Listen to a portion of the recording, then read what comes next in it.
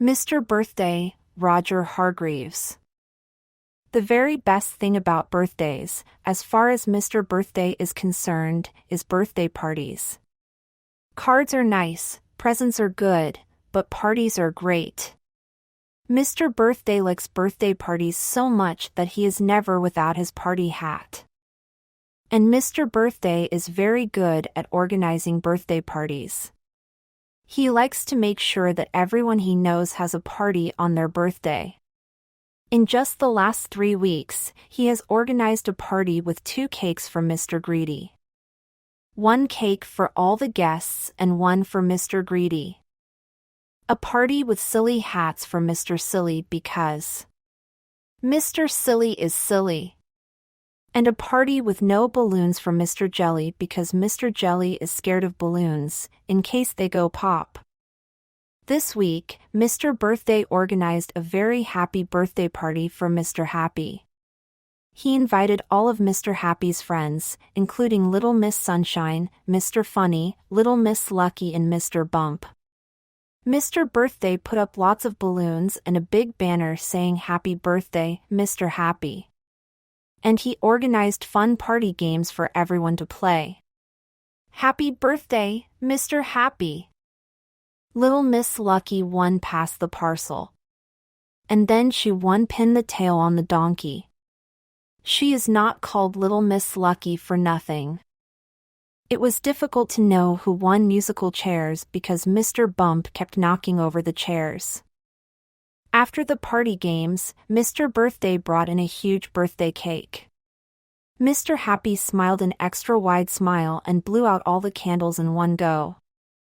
Then they all ate a feast of birthday cake, jam sandwiches, jelly and ice cream. Everyone had a wonderful time.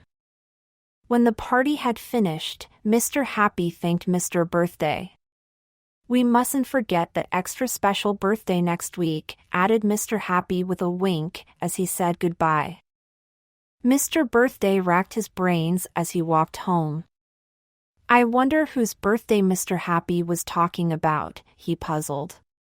But try as he might, no one came to mind.